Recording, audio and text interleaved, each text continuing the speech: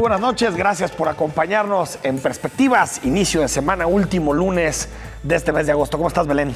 Hola, Enrique, ¿cómo te va? Muy buenas noches de este larguísimo mes de agosto. Digamos 31 días. Venimos además de otro mes que también tuvo 31 días, entonces, bueno, sentimos que los meses son mucho más largos. Pero bueno, un mes interesante por muchos aspectos, ya lo iremos hablando a lo largo del programa, que hoy estamos abordando temas de sumo interés, pero iniciar con uno que ha sido sin duda la nota del día, Enrique, y son de estas noticias pues que nos da gusto, ¿no? La Suprema Corte de Justicia de la Nación ha considerado que la iniciativa denominada Sin Voto No Hay Dinero, que fue propuesta por legisladores jaliscienses, particularmente por Pedro Kumamoto, pues no es inconstitucional, lo cual quiere decir que va adelante.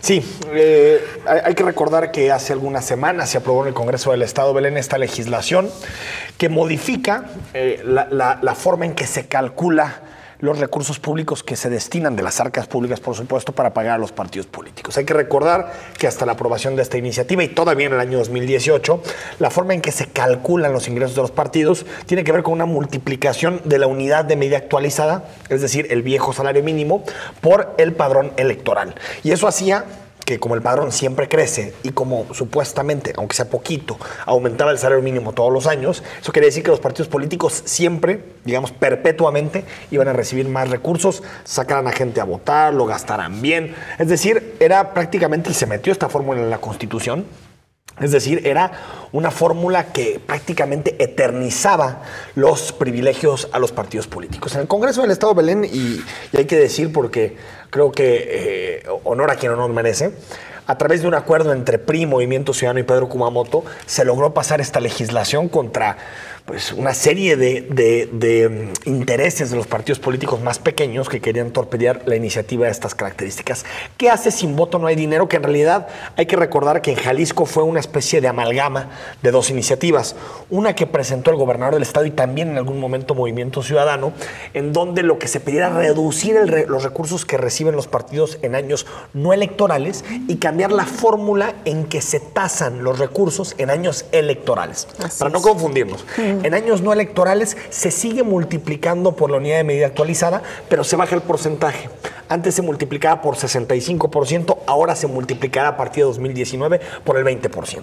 Y en años electorales, como va a ser 2021, en años electorales se multiplicará por la tasa de participación de la última elección, es decir, la elección de 2018. Entonces, en total, haciendo cálculos más o menos relacionados a los últimos procesos electorales, los partidos políticos perderían en torno a un 63% de los recursos públicos. Claro. No es un golpe menor a las finanzas públicas de los partidos políticos. Y pues hubo enojados, ¿no? Hubo enojados después de esta legislación. Y cuando tú piensas que puedes revertir a través de los tribunales este tipo de iniciativas, pues metes una acción de inconstitucionalidad. Y tres partidos políticos, el Partido Verde Ecologista de México, para no variar en este tipo de temas, el Partido Nueva Alianza y Morena, fueron los tres partidos políticos que metieron este recurso contra la iniciativa Sin Voto No Hay Dinero, la reforma electoral que se aprobó en Jalisco. El ministro Jorge Pardo Rebolledo elaboró un, proyecto de sentencia, en donde lo que decía es que la iniciativa era inconstitucional, era anticonstitucional. Así elaboró el proyecto. Sin embargo, hoy en votación en la Suprema Corte de Justicia, que comenzó poquito después de las 10 de la mañana, 7 ministros estuvieron en contra del proyecto del ministro Jorge Pardo. Eso quiere decir que 7 ministros afirmaban que Sin Voto No Hay Dinero era totalmente constitucional.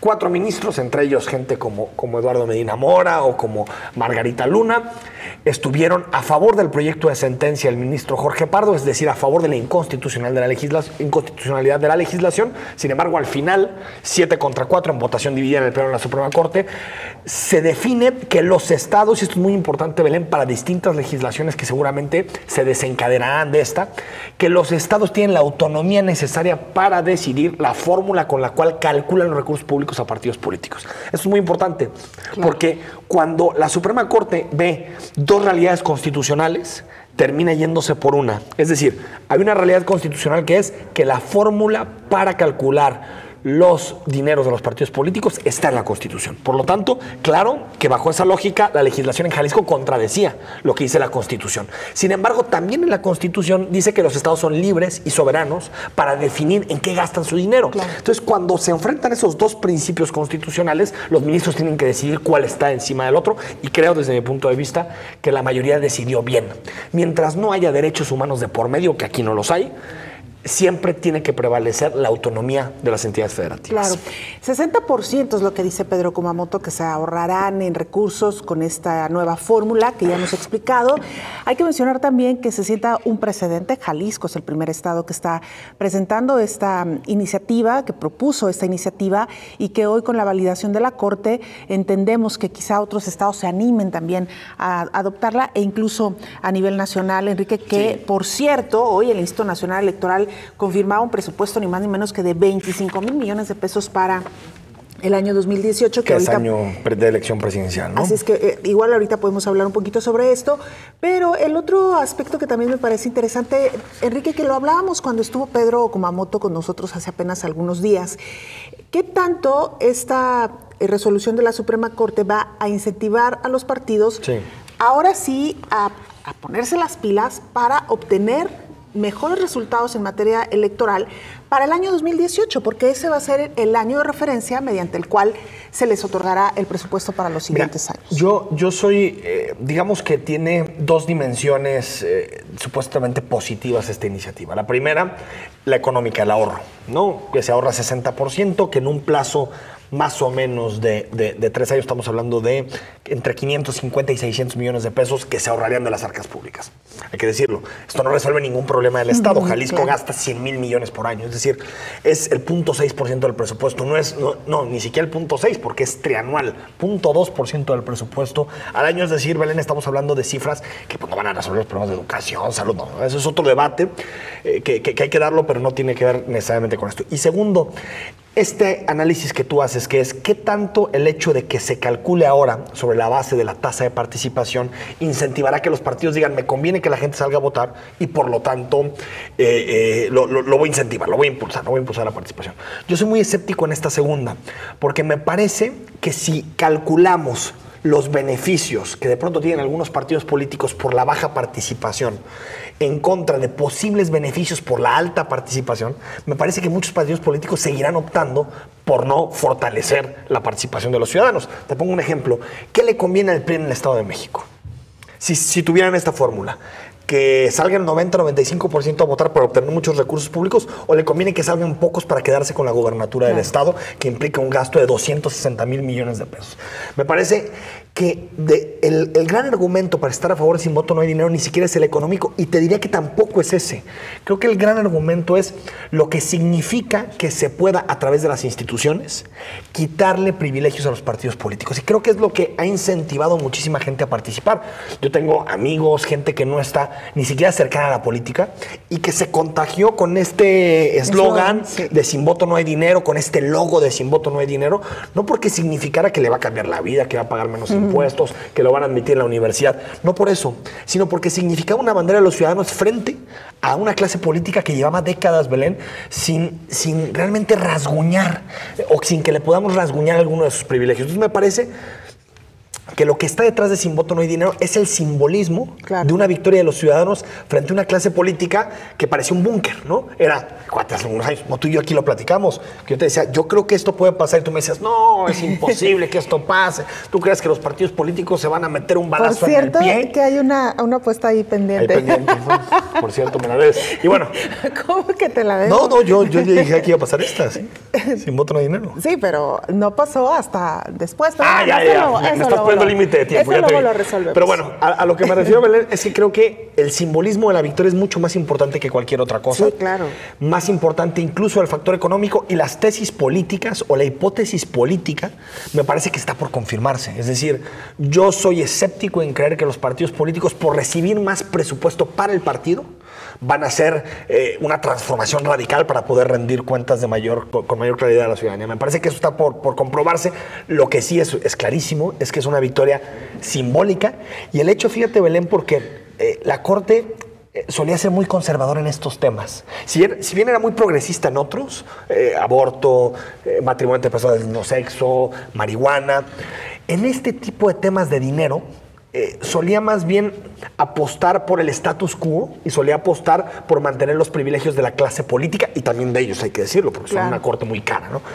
Y creo que esto cambia totalmente la tesis, porque la Corte decía, cuando tiene que ver con dinero de gobiernos, impuestos, no nos metemos ni de broma. Hay que recordar el famoso amparo del borrón y cuenta nueva, que fue un amparo clarísimo en donde decían los demandantes que por qué se le iba a borrar el pago de impuestos a los municipios y a los estados que habían hecho trampa y no habían pagado sus impuestos a tiempo. ¿Y qué dijo la Corte? No procede. Aquí creo que el hecho de que haya habido un cambio dentro de la configuración de la Corte, que haya ministros progresistas, abiertos y contra el status quo, como son Cosío, el ministro Arturo Saldívar, hacen que se haya más difícil que este tipo de tesis o que los políticos, los partidos, se puedan proteger con la Corte. Porque si te fijas, eso es lo que decían en este debate, es inconstitucional. No podemos aprobar nada ni modificar porque es inconstitucional. Me parece que hoy la Corte da un mensaje con más sensibilidad social que en otras ocasiones, ¿no? Claro, Enrique, y hay que decir que es un primer buen paso, porque, ¿por qué lo decimos? Porque hay otras iniciativas que son, digamos, un poco más radicales en el sentido de que ni un peso a los partidos políticos en año no electoral, e incluso hay quienes dicen ni siquiera en año electoral, que los partidos políticos sean autosuficientes. Me parece que es un buen inicio.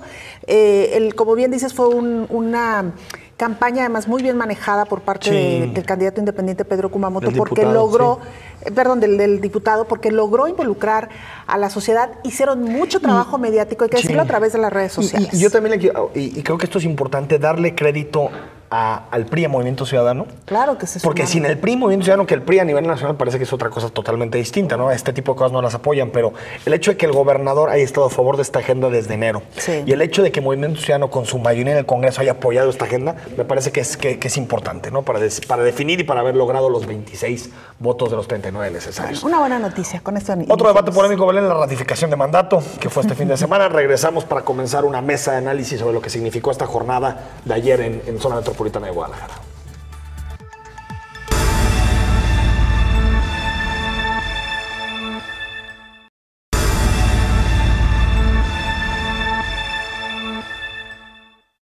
Este fin de semana se llevó a cabo la votación de ratificación de mandato de 25 alcaldes de Jalisco durante los primeros 2 años de su administración, la cual fue aprobada por la mayoría. De acuerdo con cifras de los organizadores, los propios ayuntamientos, a través de consejos de participación ciudadana, un total de 224,707 ciudadanos de los 25 municipios gobernados por Movimiento Ciudadano participaron en el ejercicio de ratificación de mandato, que tuvo un saldo de 200,463 votos a favor, 21,021 en contra y poco más de 3,000 votos anulados. Casi a la medianoche, los consejeros detectaron que 20 presentaban inconsistencias en sus números o dejaban lugar a dudas, por lo que tuvieron que realizar de nuevo la cuenta, boleta por boleta.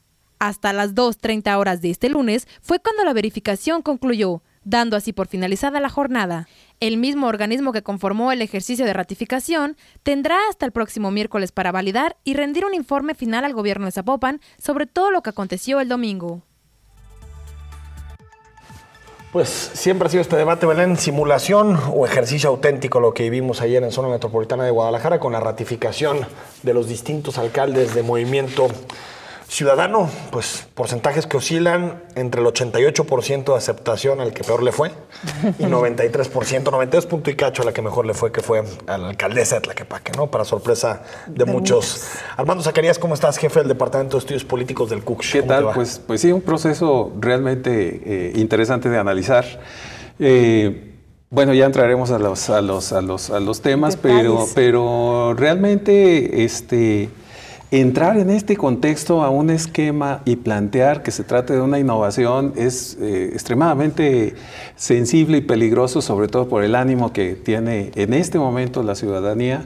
Y pues sí es importante abrir un poco más el espectro en el ámbito de la opinión, de lo que la ciudadanía realmente está pensando.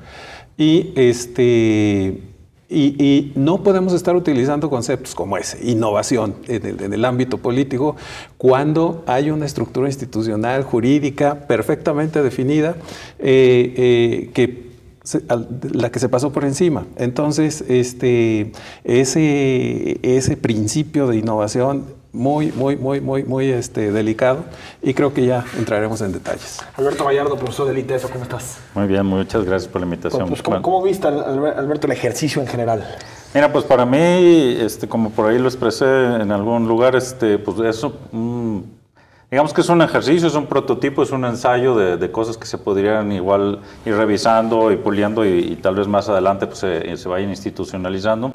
Para mí, digo, todas estas cosas siempre van a ir cambiando, pero sobre todo me parece que lo más importante de este ejercicio es el tema de ayudar a que más gente empiece a cuestionar, es decir, tenemos que quedarnos con el mismo gobernante hasta que se termine su periodo, o si es obligatorio, o realmente tenemos la posibilidad de decir, ¿sabes qué? Ya nos cansamos de ti por los motivos que sean y entonces te quitamos es decir, el poder que te habíamos delegado lo retiramos y te decimos ya, vete y vamos a delegar el poder a alguien más que nos garantice o nos ofrezca una mejor manera de ejercer ese poder que le hemos delegado.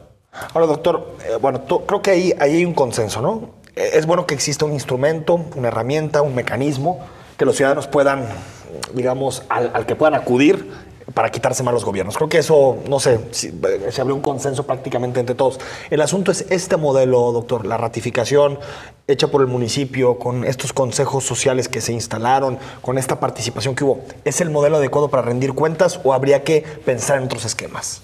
Bueno, el Instituto de Participación Ciudadana, el YPC Jalisco, tiene la figura de la ratificación de mandato para gobernador y para presidencias municipales, y establece que debe haber una intervención ante el Consejo Ciudadano de mínimo el 3% de la base electoral. Entonces, son presupuestos que están perfectamente definidos. Quizás aquí la innovación que plantean los gobiernos municipales de Tlaquepaque, Zapopan y Guadalajara es hacer valer ese principio. Sin embargo, no se llevó a cabo, no fue el YPC, ni fue el INE, la estructura que sino un consejo municipal que eligieron los regidores. Un consejo municipal que más bien se asemeja un poco al otro ejercicio que se llevó a cabo en el Distrito Federal con la encuesta que hizo Morena. Entonces, bajo esa perspectiva, el mecanismo es interno de la estructura de organización, porque ellos son organizadores, son juez y parte. Cuentan, califican, ¿no? Exactamente. Entonces, si bien el ejercicio como tal, sacar el tema de la ratificación de mandato como una perspectiva realmente posible, esa es la verdadera innovación. El mecanismo ya de organización yo creo que requiere una revisión muy profunda, pero el tema de esa revisión, que además no puede ser a año y medio anterior al mandato que se está analizando, de acuerdo con el YPC, y no puede ser más que una sola vez. Entonces, hay una serie de elementos formales a los que no se tomaron en cuenta, hay una serie de elementos que se pusieron en funcionamiento, lo que hace pensar que, bueno, pues es un procedimiento interno de los gobiernos municipales que valdría la pena valorarlos con toda su dimensión y todas las consecuencias que puede tener este elemento.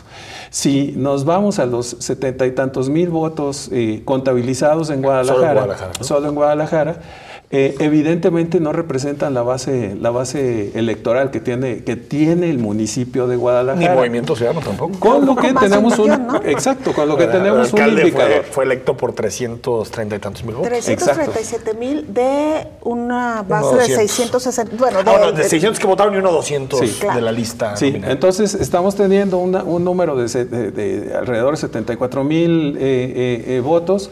Pues constituye solamente un indicador de una cierta tendencia que podemos tomarlo con todas las reservas del mundo, y ese es el más alto, el de Guadalajara. Si ya nos vamos a toda la estructura, pues evidentemente que el ejercicio requeriría una estrategia totalmente distinta, y sobre todo que haya órganos institucionales como el YPC o como el INE, que desarrollen todo ese procedimiento, que están hechos precisamente para eso. Maestro Gallardo. Sí, yo creo que, digo, habría que distinguir, porque bueno, aquí lo que se estaba proponiendo sí es un asunto interno, pero porque más es un tema de ratificación de mandato. Sí. Lo que está previsto en la ley actual pues es la revocación de mandato, que es una cuestión distinta. Digo, para el auditorio la diferencia es algo así como, no es lo mismo ir y renovar los votos matrimoniales que ir a solicitar el divorcio.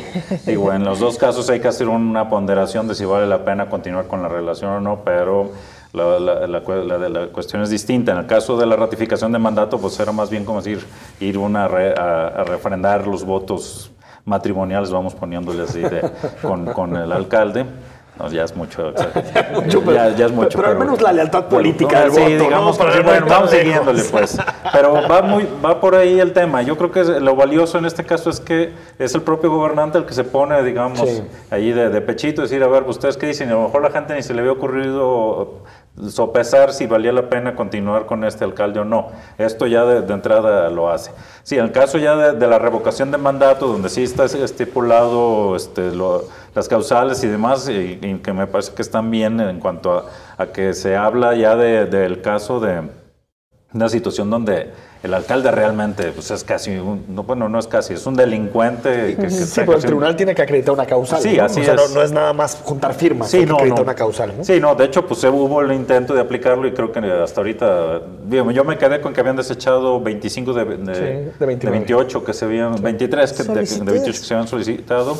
No supe ya, le perdí la pista hasta los últimos 5. Parece que Tlaquepaque es de las pocas que va a proceder, sí. Sí, entonces, bueno, pues ahí entran otro tipo de situaciones. Entonces yo creo que sí es importante, pero incluso esto, esta discusión que hubo de si se valía o no se valía, si valía la pena la ratificación de mandato o no, yo creo que sí hizo que muchos ciudadanos empezaran a decir, bueno, pues vamos, nosotros ya no nos gustó cómo está gobernando este alcalde o la alcaldesa, y pues vamos a solicitar que se le destituya.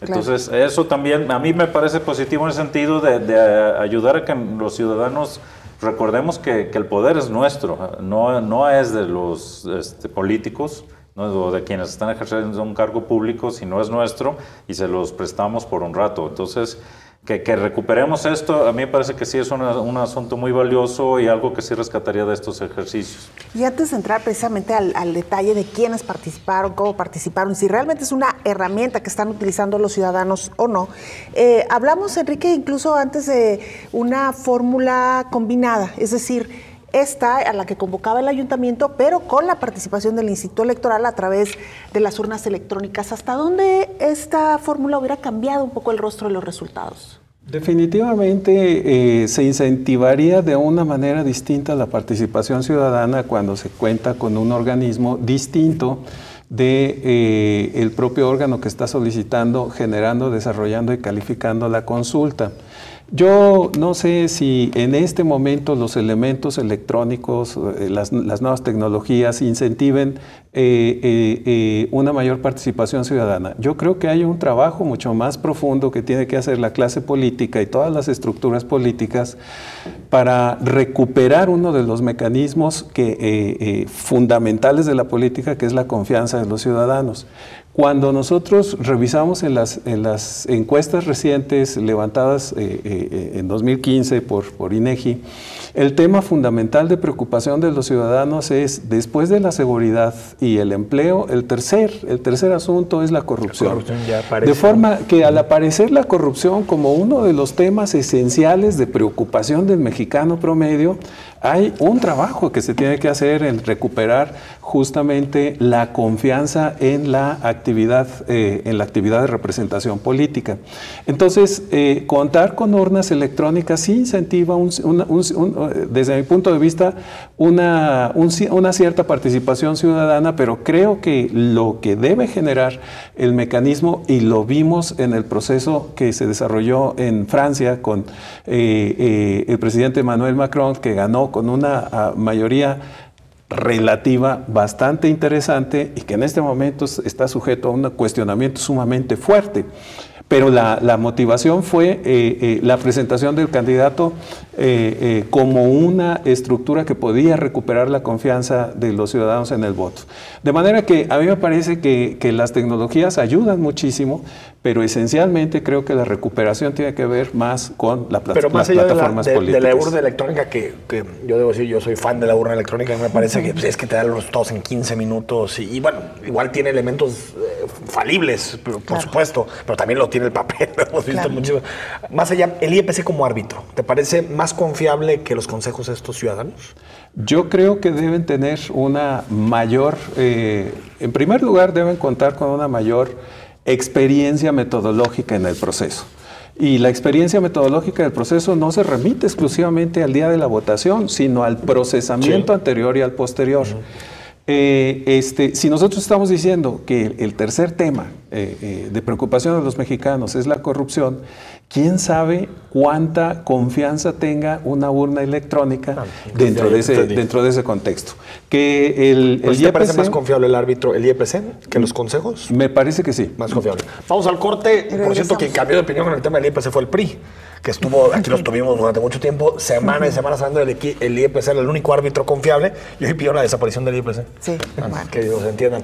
Vamos al corte.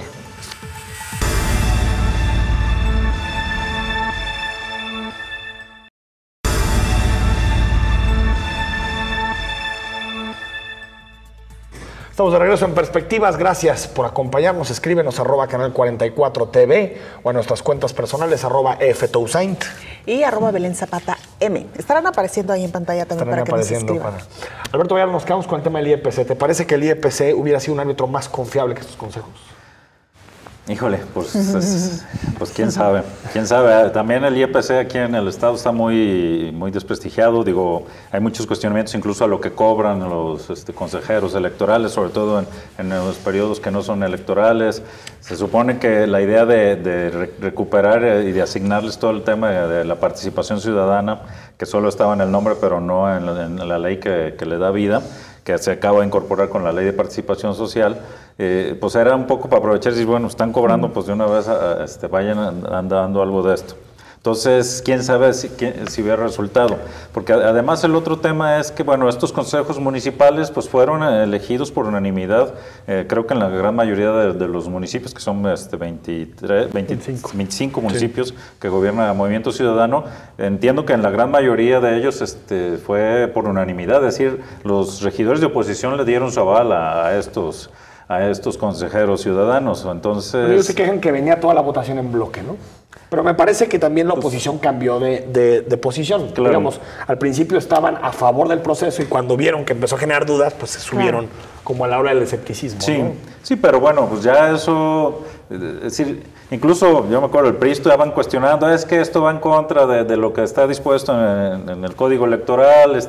Digo, bueno, ¿y a qué horas propusieron que se cambiara el reglamento? O sea, si consideran que había contradicción entre el reglamento municipal y la ley estatal, después de que se promulgó la ley, pues ¿por qué no metió una iniciativa para reformarlo? Yo no había ninguno que dijera, mira, aquí está la iniciativa y me mayoritearon y me la dieron para atrás, ninguno. Entonces, como que también a mí me parece que es un juego, digo, normal pues en la política, en la parte que tiene digamos, de teatro, pues que es como alegato, ¿no? Decir, no, estaban haciendo algo mal, pues quién sabe, yo creo que no. Yo incluso leí lo que dice la ley y sí le delega explícitamente a los municipios que tengan ya sus propios órganos de favorecer o de promover la participación ciudadana, que ellos se encarguen. Y como en este caso lo de la ratificación de mandato no es algo que sea vinculatorio jurídicamente, entonces pues no tenía nada que hacer ahí el IEPC. Tal vez lo que sí los consejos, desde mi punto de vista, para mí el IEPC tiene que ser la autoridad que organice y que encabece este tipo de temas, por más que tenga falta de credibilidad y todo, pues se tiene que arreglar, pero al final es el órgano constitucional para el tema. Pero sí los consejos me parece que asumieron una labor más de simpatizantes de ciertas causas que de árbitros imparciales. El hecho, por ejemplo, de que en Guadalajara la página es Sí Ratifico, y que el árbitro decía, sí ratifico, No, el árbitro no puede decir si ratifico ni no ratifico. El árbitro tiene que ser totalmente imparcial y decir sal a votar, sal a participar. Me parece que esa actitud de juez y parte no dejó bien parados los consejos, me parece. Sí, yo creo igual pues fue, no sabría decirte en todos los casos, digo, yo creo que también hubo a lo mejor como una mala elección del lema, a lo mejor decir sal a expresarte o algo, pero bueno, yo creo que la opción condensar... como ejercicio resulta realmente novedoso para Jalisco, no sé si para otras partes del país, pero por lo menos para Jalisco novedoso. Es importante poner el tema sobre la mesa, pero definitivamente yo creo que dejar fuera a la institución encargada de los procesos electorales deja en fuera muchos elementos, porque finalmente los municipios pues representan a un interés político de un partido político. Entonces, que los consejos hayan sido nombrados al interior del municipio, pues evidentemente deja la duda de si hay una integración política unilineal. O si hay diversidad en la expresión, en la experiencia. De forma que en un momento dado que el instituto, con todos el IEPC, que tenga todos los cuestionamientos que tiene, el propio Instituto Nacional Electoral tiene una serie de cuestionamientos sumamente fuertes, pero son las estructuras constitucionales establecidas y no hay que olvidar, no hace mucho el proceso electoral era procesado por la estructura gubernamental, exactamente, ¿no? La comisión electoral, que era la Secretaría de Gobernación, el presidente de la comisión era el secretario de Gobernación, y bueno, ese mecanismo, la salida de ese mecanismo y el tránsito hacia un proyecto de ciudadanización, pues ha costado trabajo. Yo creo que se debe mantener esa estructura de ciudadanización en este tipo de procesos, y eso es lo que me motiva a pensar que una estructura como el IEPC, con todas las cuestionamientos que tiene, debe ser el órgano encargado de esto. Ahora, doctores Armando, Alberto, se ha cuestionado también mucho quiénes participaron en este ejercicio del fin de semana, si fue el ciudadano realmente enterado e interesado en participar y utilizar esta herramienta, o hubo pues un movimiento clientelar de los partidos, ¿no? La gran movilización, el músculo del partido en el poder, que está llevando a sus simpatizantes a las urnas. 75,000 personas yendo a votar es un ejercicio novedoso, interesante, pero no muestra realmente un músculo fuerte, consolidado, sino más o menos es una estructura que deja ver en un cierto momento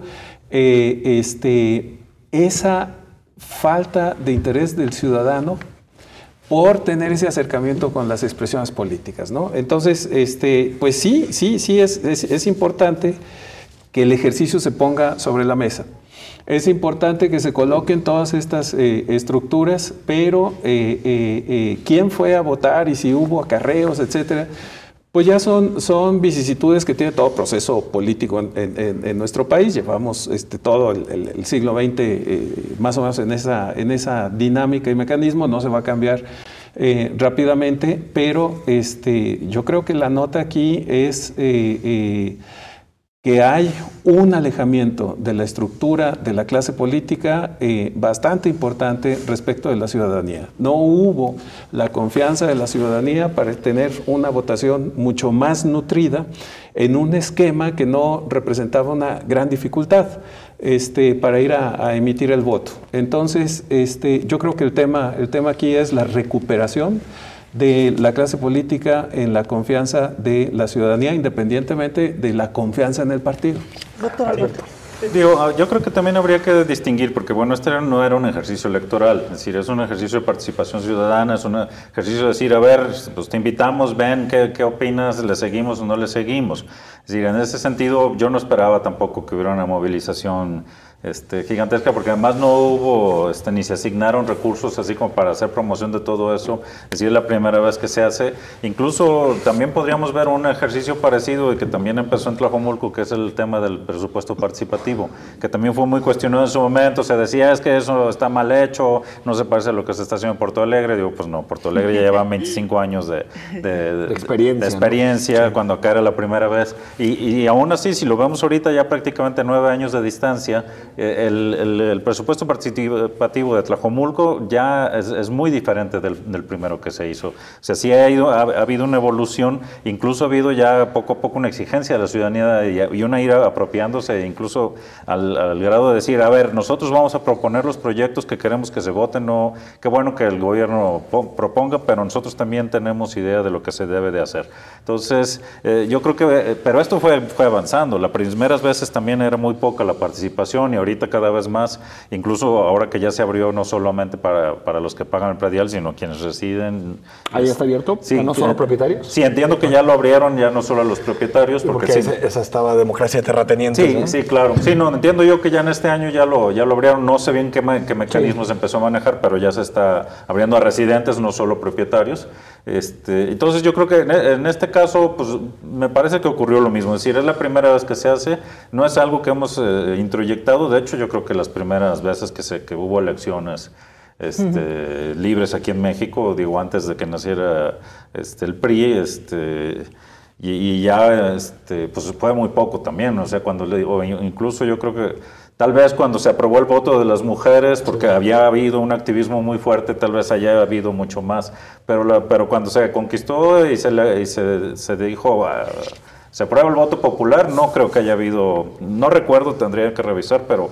Altísimos porcentajes no. No, o sea, eso fue hasta relativamente reciente. Alberto, el hecho de que sean aprobados con bajísima participación, pero que sean aprobados entre 88, con votaciones a favor de 88 a 93%, que yo creo que envidia hasta Chávez, Putin, ¿no? Son porcentajes de casi unanimidad. ¿No le resta credibilidad al proceso? Pues mira, yo personalmente creo que no, precisamente porque no es un tema de elección, o sea, no se está movilizando a la gente y en todo caso, o sea, pues así podríamos decir, pues se movilizaron los que simpatizaban con Alfaro, bueno, se podían haber... O los movilizaron. Pues sí, pero también la oposición también podía haber movilizado y podía haber movilizado a su gente. Pero es que no creo que sea deseable que nadie movilice. Es decir, que movilice la oposición lo ideal o que movilice es que sea un instrumento real ciudadano. Porque al final sí dices, no es un ejercicio electoral, pero me parece que las deducciones que se están sacando de este ejercicio sí me parece que son electorales. Sí. Más que de gobierno, porque un debate sobre la administración pública no tuvimos realmente. No, eso, yo creo que eso sería un paso siguiente, pero... Porque está en la oposición chafísima, la oposición solo se dedicó a ver cómo le hacía para ilegalizar la consulta, ¿no, doctor? Sí, definitivamente, esos eran los resultados que se iban a obtener. Es un primer ejercicio que convoca precisamente a simpatizantes del mecanismo y la estructura de gobierno y la estructura del partido que está representado en el gobierno. Sería muy difícil pensar en un acercamiento masivo, mucho más extenso del que hubo. Y definitivamente, pues más que sacar entre el 88 y el 89% de aceptación, yo creo que el ejercicio fue que efectivamente hubo gente que fue a votar y que el ejercicio se puso ya en funcionamiento. Esa es la buena noticia, ¿no? El ejercicio se puso en funcionamiento, esperemos que ese ejercicio se mantenga como una estructura precisamente de interlocución, de análisis, lo que estaba señalando. No hubo ninguna discusión de gobierno, no hubo ninguna discusión de absolutamente nada. De resultados. Simple y sencillamente se ratifica o no el mandato. No se puede asumir ahí que hay una verdadera discusión racional. Tú lo sabes, doctor. Yo creo que lo más rico de estos ejercicios, Alberto, también, es la deliberación que hay en torno a una administración pública y la información que logran captar los ciudadanos de las posturas a favor y en contra. Eso es un ejercicio de consulta, un ejercicio que solamente se basa, el gobierno, en su propaganda, de decir somos los primeros en hacer esto y los otros en decir es que de ninguna manera vamos a permitir que pongan urnas. O sea, me parece que no nos dio prácticamente nada en materia de información, ¿no? Exactamente. Yo creo que el tema importante es que el ejercicio ya está en movimiento. Esperemos que se mantenga esto y que no sea una estructura que se debilite rápidamente. Sí, está en movimiento y esa es la buena noticia.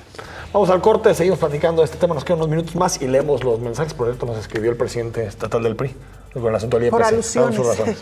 Regresamos.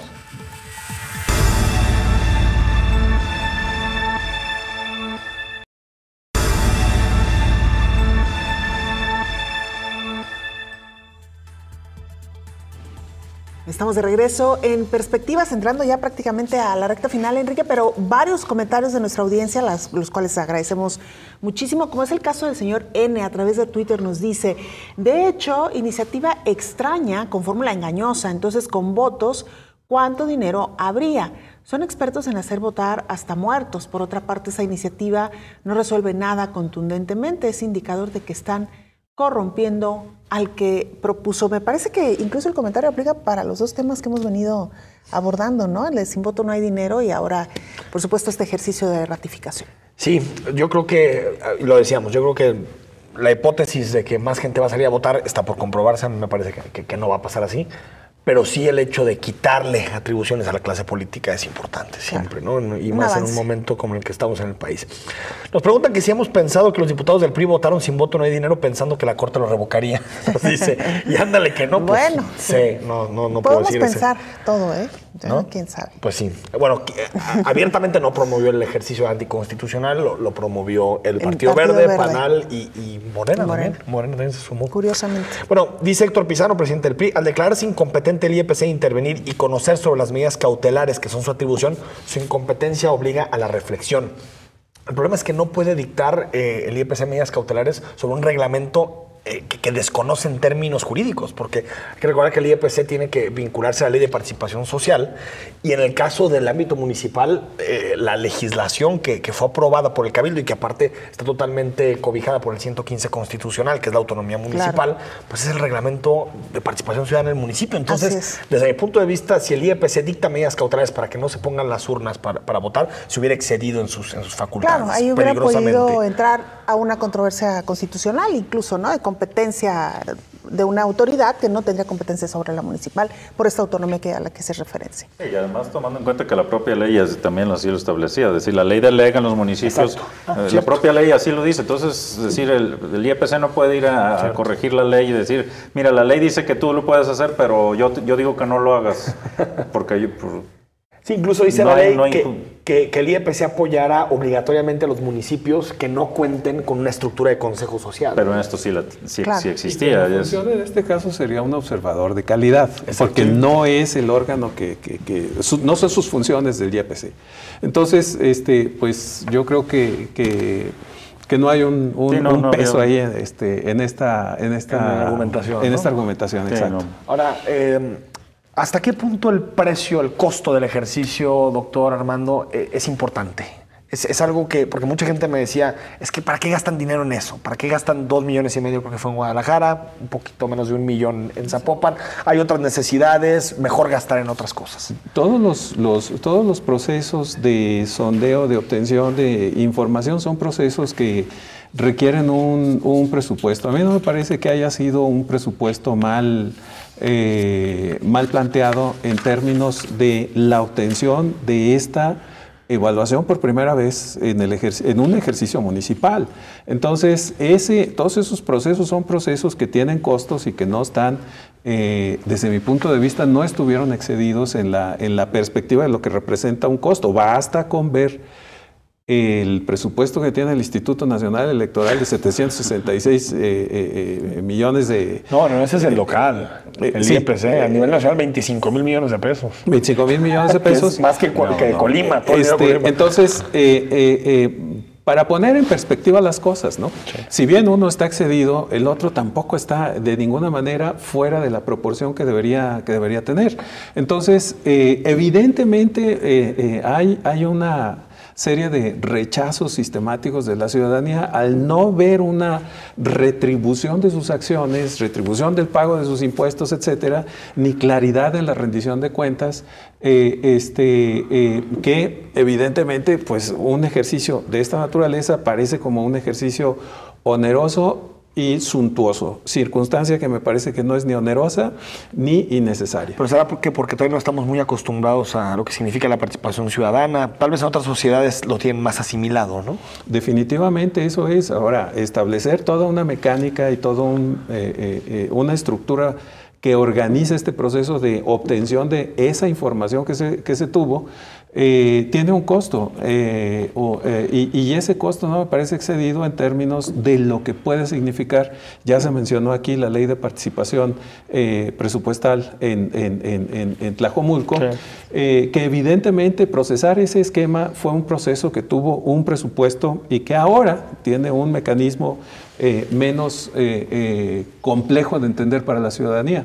De forma que este proceso no me parece que haya sido excesivamente costoso y me parece que el presupuesto correspondió, el ejercicio correspondió, quién sabe la naturaleza de los resultados, etcétera, pero digamos la mecánica, la metodología que se utilizó, pues es la correcta. Maestro Gallardo. Sí, yo creo que también habría que revisar el tema de la proporción. Si mal no recuerdo, estábamos hablando que era un presupuesto que rondaba el 1% del presupuesto municipal. O sea, sí, entonces realmente, decir, en esa proporción, pues no, claro que siempre dirán, bueno, pero con eso podían haber hecho... Pues sí, es la misma discusión que tenemos con lo del arte también, y que si hay que poner esculturas o no, el deporte, pues ¿para qué le das el deporte? Mejor bachea, pues no, bueno... Pues es que ese es el ejercicio de la administración pública, es decir, ¿cómo balanceo para atender todas estas necesidades? Que alguien igual dirá, no, ya tampoco, el registro civil, pues hay que pagar el que quiera registrarse y el que no, pues no. O sea, no, son un montón de asuntos, de situaciones que tienen que hacer. Incluso yo se lo plantearía a la ciudadanía, es decir, ¿cuánto cuesta o cuánto vale también el darnos cuenta que nosotros somos los dueños del juego, que nosotros somos los que definimos quién se queda y quién se va? O sea, pero que nos demos cuenta y que lo asumamos como tal. O sea, sí, yo lo sé, a ver, hazlo, movilízate, haz esto. ¿Cuánto vale eso?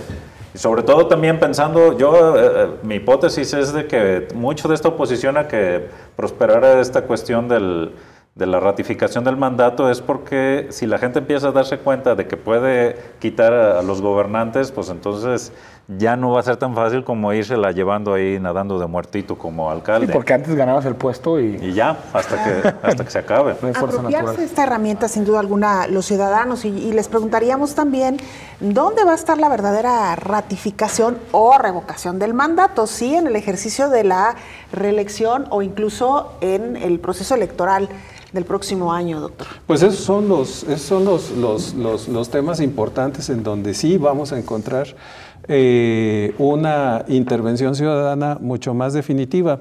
Si me regreso un poco a este asunto de si fue o no costoso este ejercicio, lo interesante es lo siguiente.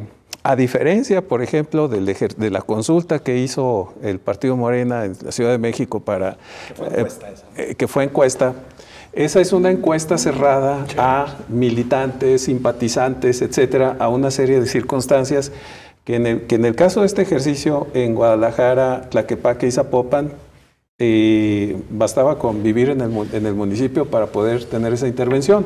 Entonces, efectivamente hay ejercicios a los que no estamos acostumbrados en nuestra cultura política histórica reciente y todavía la más lejana, pero que son pasos importantes que es bueno que se estén proyectando y que se estén dando. Podemos cuestionar lo que sea, pero en un momento dado esta participación estuvo abierta. Sí. Estuvo abierta a quien quisiera intervenir. Y también es cierto, maestro Gallardo, para que nos dé su conclusión, que en la medida en que salga más gente a votar, es más difícil que los ejercicios sean simulados. Es decir, si sale a votar 80, 85, 90% del padrón electoral, pues por más que lo quieras controlar, es imposible, claro. ¿no, Alberto? Sí, no, y de hecho esto yo también lo ligaría con el tema que planteabas, es decir, existe la posibilidad de la reelección.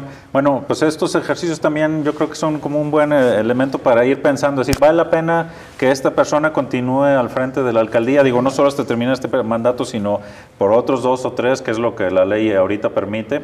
Es decir, y ahí qué es lo que toca, y entiendo que en algunos municipios sí estuvieron haciendo en algunas colonias reflexiones, decir, a ver, ¿qué, ¿nos ha aportado algo este alcalde o no nos ha aportado? Eso debe de ser. Que eso es lo que habría que hacer, y digo, y no juzgándolo desde, a ver, es perfecto, no, ningún gobernante va a ser perfecto. El tema aquí es balancear, es decir, ¿pesa más lo positivo que trae este alcalde que lo negativo, o es a la inversa? ¿Pesa más lo negativo que lo positivo? Y bueno, pues que la gente lo reflexione y pues lo hará también de sus propios criterios. A lo mejor nosotros nos pondríamos a decir, a ver, está aplicando la última versión de la gestión pública. Sí, cada quien según sus necesidades y su entorno. Y otros dirán, no, a ver, me está llegando mi agua a mi casa.